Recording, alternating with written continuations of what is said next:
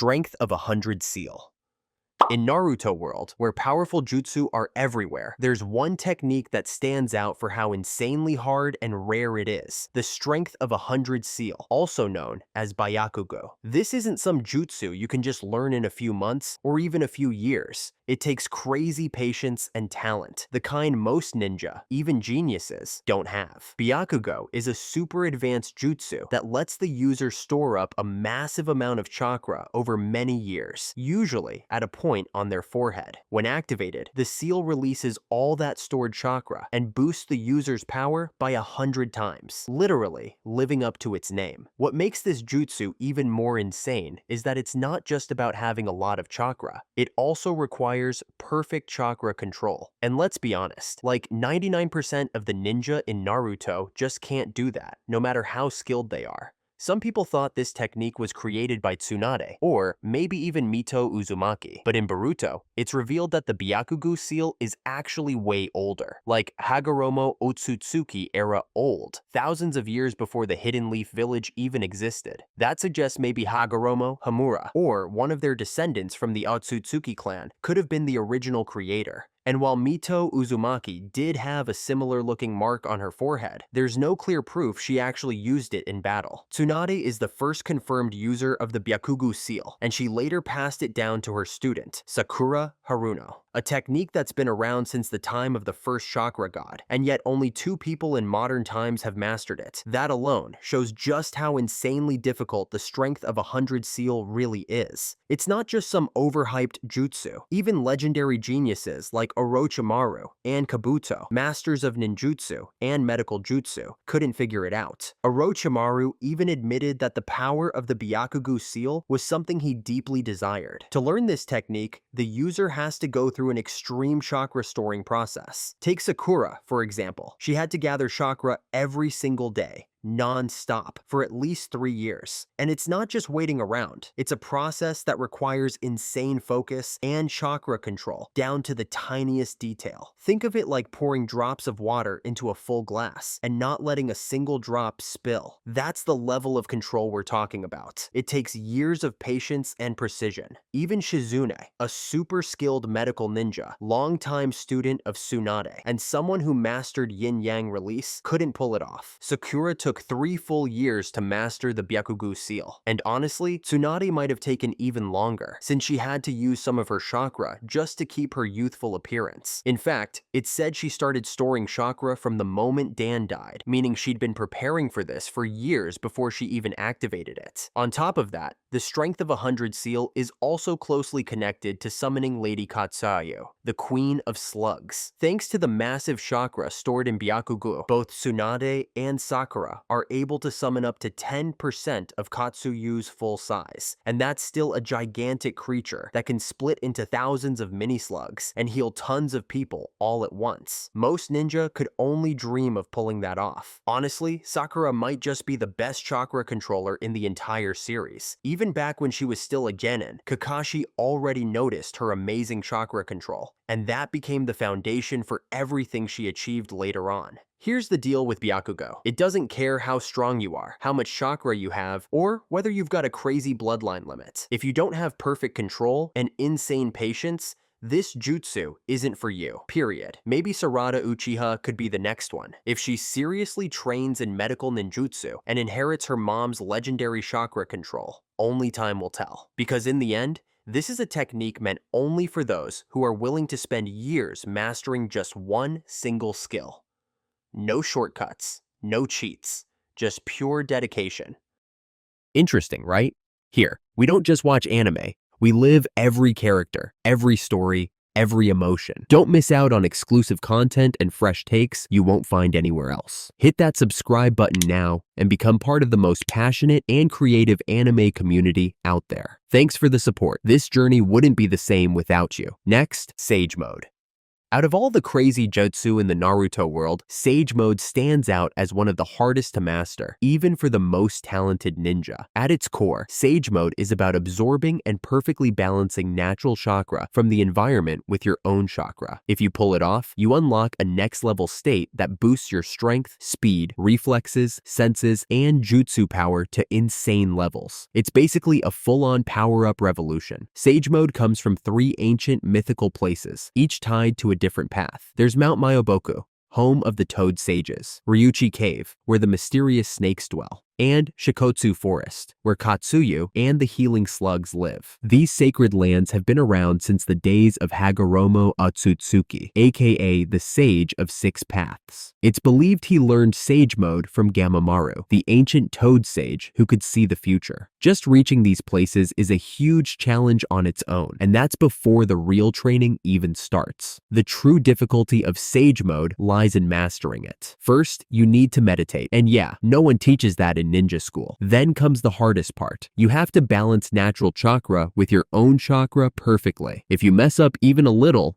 bad things happen. Too little natural chakra and the power won't work. Too much, and you literally turn into stone, actual stone, forever. It's not just a figure of speech. There are real statues of failed students scattered around Mount Myoboku, standing as creepy warnings to anyone who dares to try. Even Jiraiya, one of the legendary 3 Sannin, couldn't fully master Sage Mode, even after a lifetime of training. When he entered Sage Mode, his face still took on toad-like features, showing that his transformation wasn't complete. Plus, he needed help from the 2 elder toads, Fukasaku and Shima, just to stay in that mode during battle. That alone tells us how insanely hard this technique is. Even geniuses like Jiraiya had to accept their limits when it came to Sage Mode. Now, let's talk about the Snake Sage Mode from Ryuchi Cave. It's on a whole other level of brutal. Unlike the gradual training method of the toads, this one throws you straight into danger. The trainee is injected with snake chakra directly into their body, and they either accept it or die. There's no second chance, no do-overs. You either survive and gain the power, or you become snake food. That's why even Orochimaru, with all his genius and ambition, couldn't pull it off. His body just couldn't handle the transformation. Only Kabuto, after experimenting on himself and injecting DNA from Orochimaru and multiple other ninja, was able to unlock full Snake Sage Mode. He turned it into a terrifying weapon during the 4th Great Ninja War, becoming one of the most dangerous characters on the battlefield. The power boost from Sage Mode is so crazy, some people are literally willing to risk their lives just to learn it. When Naruto entered Sage Mode, he became a total beast. He punched Pain so hard, the guy flew back dozens of meters. He could throw Rasen Shuriken with insane precision and sense enemy chakra from super far away, like a ninja radar on steroids. And then there's Kabuto with his Snake Sage Mode, straight up nightmare fuel. He could dodge almost any attack thanks to his heightened senses, heal super fast after getting injured, and even use sound-based jutsu to mess with both Sasuke and Itachi. Yeah, 2 of the strongest Uchiha in history, both caught off guard. Because Sage Mode is so dangerous and hard to master, only a handful of ninja in the entire Naruto series ever pulled it off. We're talking Hashirama Senju, who was basically born with it thanks to his unique chakra, Jiraiya, who got close but never fully perfected it, Naruto, who nailed it with hard work, Minato, who could use it but needed time to charge up, Orochimaru, who had some access but couldn't use it well, and Kabuto, who perfected it by modifying his body like a science experiment. To even have a shot at mastering this beast of a technique, you need the full package. A strong body, yes, seriously. A massive chakra reserve, insanely precise chakra control, and an iron will that refuses to quit. Rasen Shuriken.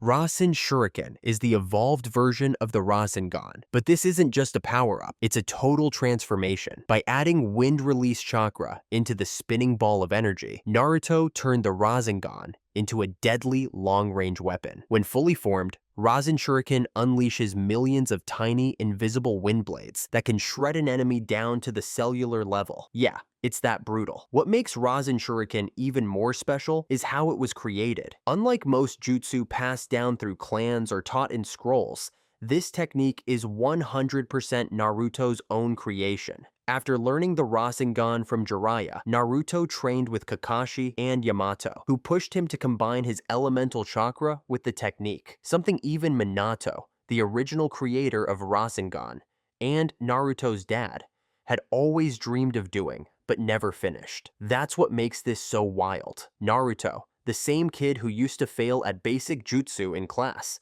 pulled off something not even one of the Leaf Village's greatest geniuses could do. He literally turned a legendary dream into reality and made it explode like a wind bomb. To understand how tough Rasen Shuriken is, let's first look at Rasengan. Making the Rasengan took time, but it wasn't too hard to learn. Naruto learned it in just a few weeks with Jiraiya's help. Even Kakashi, who's a genius, could use it. We also saw Jiraiya and Konohamaru use it too, but Rasen Shuriken is on another level. You have to do two super hard things at once: keep the spinning chakra ball stable and turn it into millions of tiny, sharp wind blades moving at crazy speeds. It's like trying to hold a water balloon in your hand without popping it while turning every drop inside into a needle, all at the same time. Crazy, right? Naruto's training for Rasen Shuriken was insane. He used thousands of shadow clones, each working on a small part of the process. If you add up all the time spent, it'd be hundreds of hours of practice. Kakashi even called Naruto's way of learning crazy, but only Naruto could pull it off because of his massive chakra from the Nine Tails. No other ninja could make that many clones and keep them going for so long. Imagine solving 1,000 different math problems at once, each in a different way, and then instantly putting everything together to get the perfect answer. That's what Naruto did, and he succeeded. Even after Naruto learned Rasen Shuriken, he still didn't fully master it. The first time he used it in battle against Kakuzu, the unfinished version of Rasen Shuriken caused serious self-injury. The wind chakra blades tore up the cells in his arm. The technique was so dangerous that Tsunade, as a skilled medical ninja and Hokage, officially banned Naruto from using it. It wasn't until Naruto learned Sage Mode that he truly mastered Rasen Shuriken and could throw it as a long-range weapon instead of needing to be close to the enemy.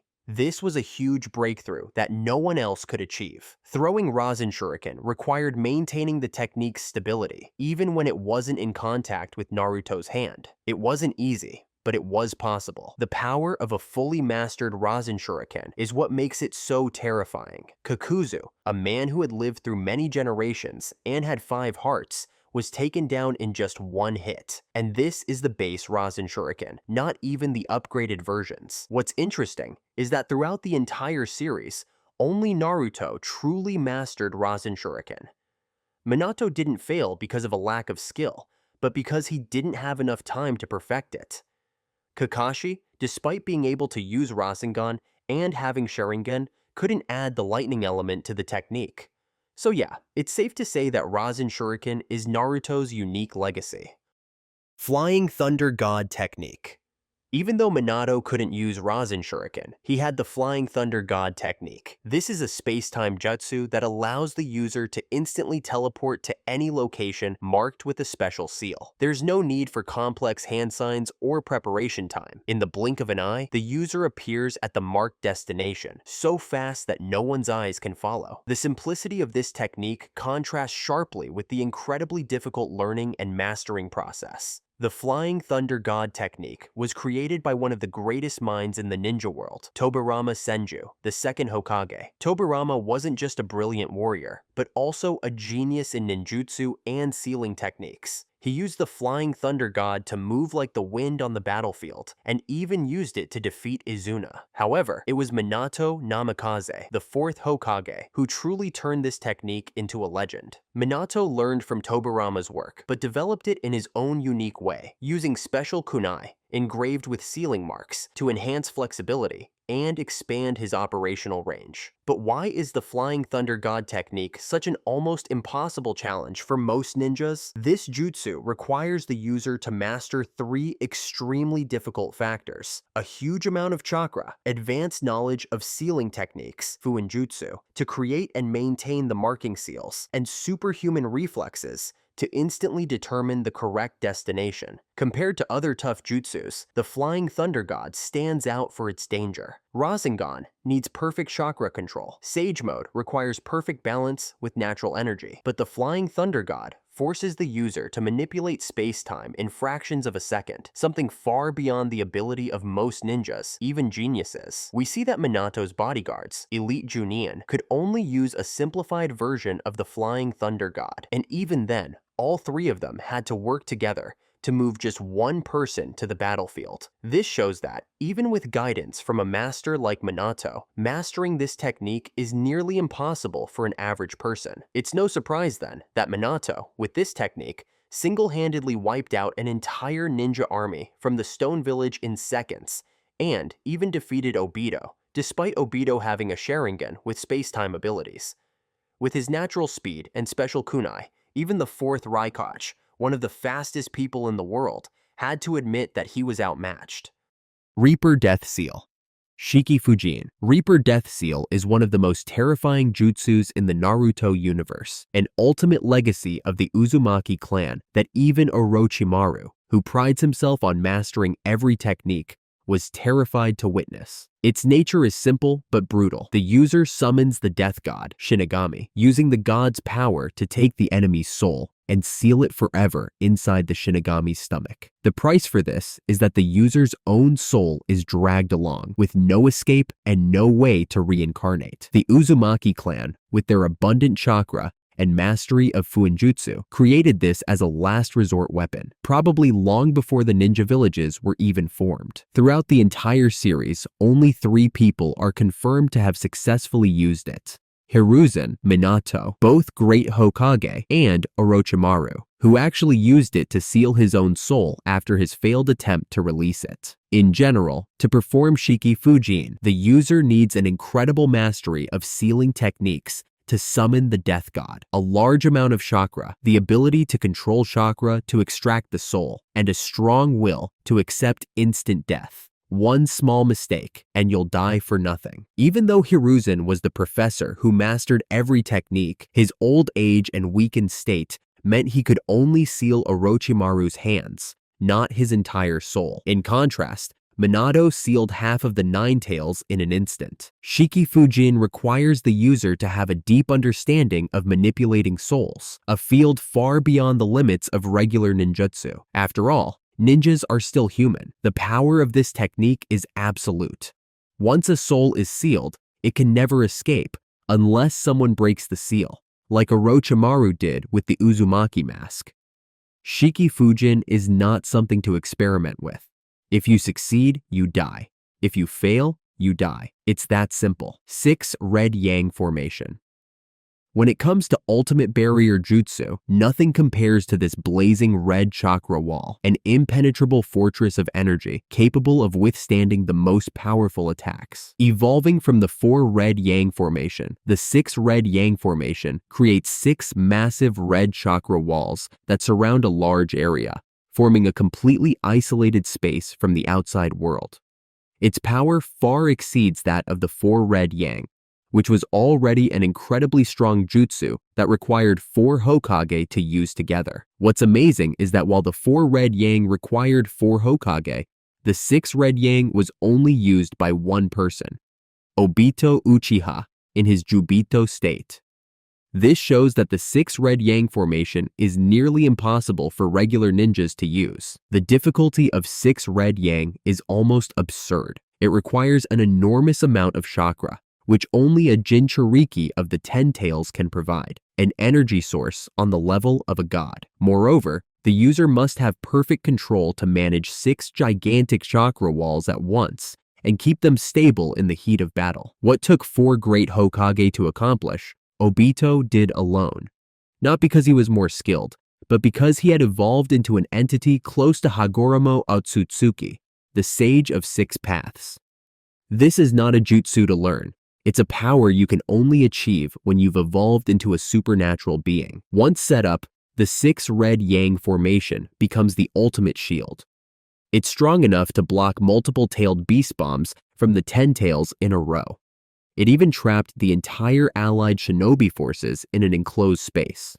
Overall, Madara's complete Susanoo, Hashirama's wood release, or any other defensive jutsu can't compare to the power of this chakra wall. Alright, that's it for today. Thanks for watching, and we'll see you next time.